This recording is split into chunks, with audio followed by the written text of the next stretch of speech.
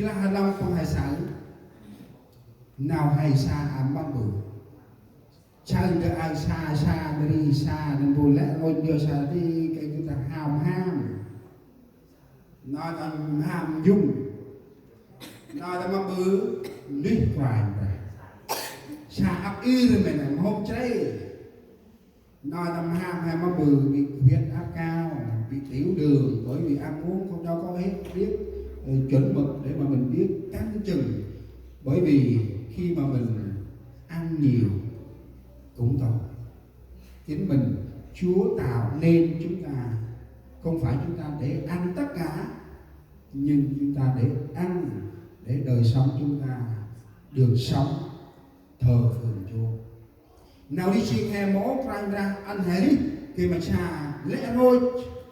ăn thì giờ tăng giờ xa người dùng được cái ra ngoài là ăn giờ xa kiểm hè xa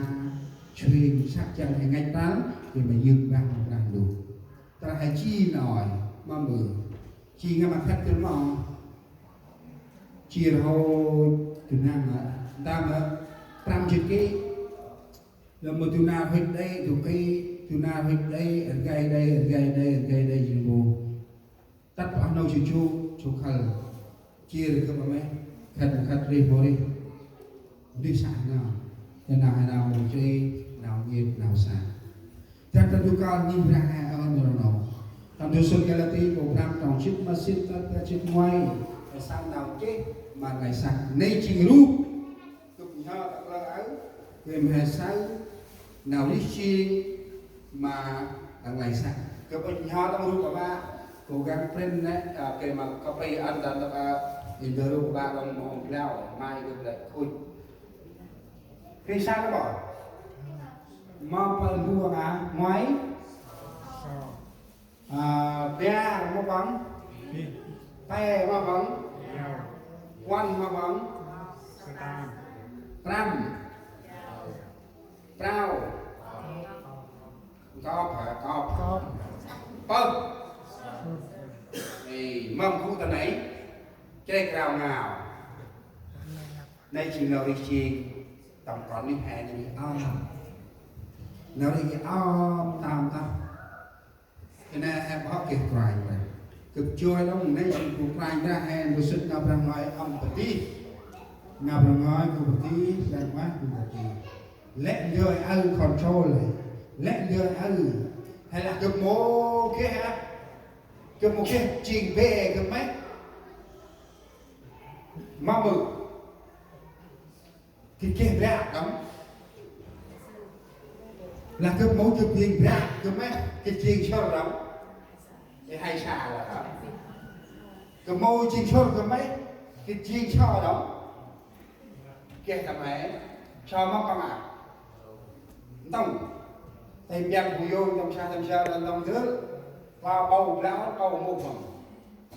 đây là cái má mực đây quay cứu ơn dân thuộc là ham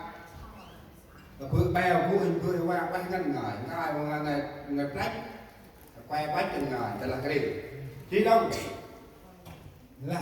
tam ai dao cái mô dao cái mấy cái cái hít mấy hay là kia được bạn rồi nãy chị nào đi còn đi cái tầm sắc một ai na ai hèn tin thế hèn hôm ích ông đời này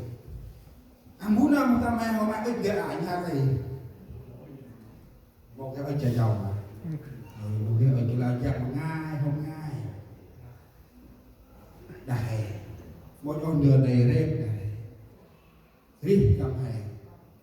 đường này rít tầm hè êm tầm hè một cái đập bàn ô ăn được rằng dần dần được nhìn ra hè một kiểu bay đã tức là hay cho tầm hương bay hè ốp nào đi xin hay nào nắng bu phun hè ân nào đi tầm nào dân là hôm nay chúng ta đang sống cho ai nắng bu hè ân nào đi hè ăn đi mà nào đi xin hay là hãy đi mà mày sát bỏ lại hãy đi mà phải qua tên nào bên ngoài là thằng nào người dân nào nó puri bu na mri sắc chỉ môi tươi từ ma mà rạc đùa trong nào dân là và những kẻ sống theo xác thịt thì không thể đẹp lòng Đức Chúa Trời. Chúng ta muốn đẹp lòng ai?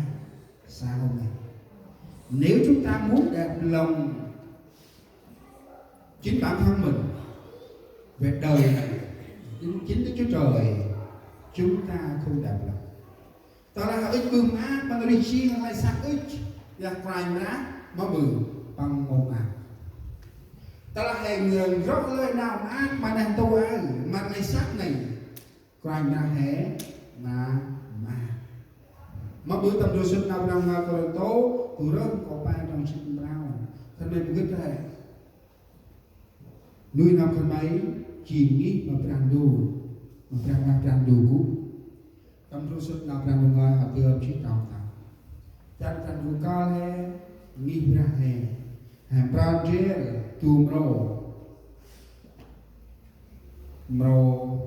về chích, giờ ba chích mà về nào brand ao.